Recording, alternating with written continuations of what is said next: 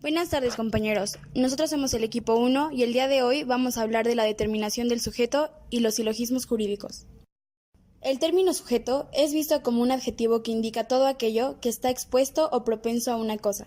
Por ejemplo, los estudiantes están sujetos al reglamento de la universidad. Esto es una definición gramatical y literal de la palabra sujeto.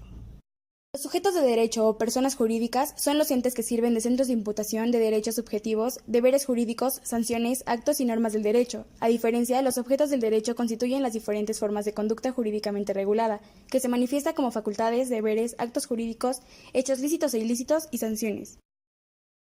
Si nos retrasamos un poco en la historia hasta la época del Imperio Romano, el sujeto de derecho o era todo ser humano, ni solo el ser humano. Sujeto de derecho es aquel en quien, sobre la humana condición, concurren otras tres, las de ser libre, ciudadano y sui juris. Lo es también el ente distinto del ser humano al que la ley reconoce capacidad jurídica.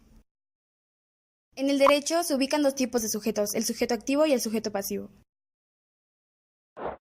El sujeto activo se utiliza para nombrar a los bienes que están en propiedad de una persona o de una entidad. Con esas cuestiones en claro podemos avanzar en el concepto de sujeto activo. Esta expresión se usa para nombrar a quien cuenta con el derecho legal de exigir el cumplimiento de una cierta obligación a otra persona. En este sentido, podemos distinguir entre el sujeto activo y el sujeto pasivo, en el marco de una relación jurídica. Ambos sujetos, por lo tanto, son las partes de dicho vínculo. El sujeto activo es la parte que dispone de legitimidad para exigir que la otra parte cumpla con la obligación que contrajo. Esta parte obligada, de este modo, es el sujeto pasivo. En el plano de la economía, las deudas que contrajo una persona o una entidad. La idea de sujeto pasivo se emplea en el marco de una relación jurídica para nombrar a la parte sobre la cual recae la obligación. Esto quiere decir que, en un vínculo de este tipo, el sujeto activo tiene el derecho de exigir al sujeto pasivo que cumpla con la obligación que contrajo. Si el sujeto pasivo no cumple con la obligación, ya sea porque se atrasa en los plazos, paga menos de lo debido o directamente suspende los pagos, el sujeto activo contará con el derecho legítimo de exigir que cumpla lo pactado. El sujeto pasivo, de persistir con su conducta, es susceptible de recibir el castigo que la ley indique para estos casos. Dicho de otro modo, el sujeto activo puede recurrir a acciones legales con el objetivo de lograr la recuperación de la deuda. Determinación del sujeto como técnica jurídica.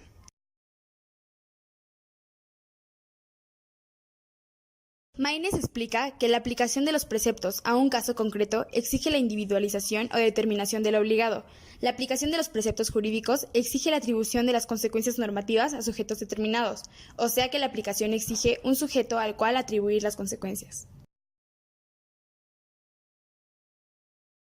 La determinación debe ser individual específica. Con esto se espera comprobar que el sujeto es imputable. Toda aplicación de normas jurídicas supone la existencia y determinación de las mismas, en relación a los sujetos de estudio.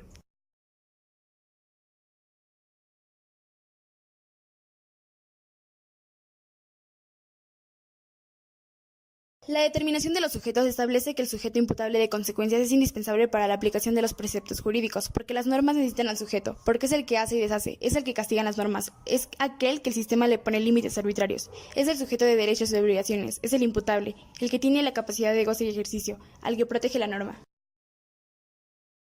Determinar al sujeto es importante entonces porque nos ayuda a distinguir a quién estamos dirigiéndonos, con quién y en qué caso específico estamos trabajando, a quién va a proteger o a quién se le va a aplicar la norma. Nos ayuda a encontrar el punto de atención de nuestro trabajo.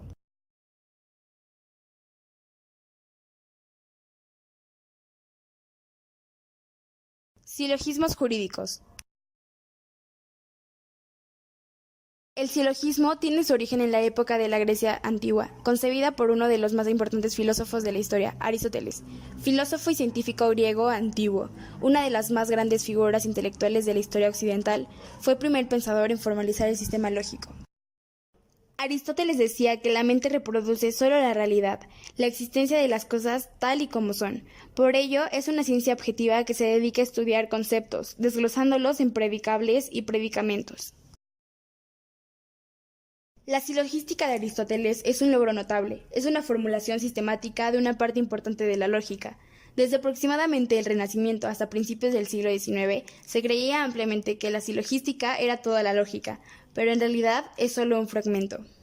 Aristóteles definió al silogismo como un logos en el que puesto determinados supuestos se siguen necesariamente en virtud de estos últimos, otra cosa distinta de ellos.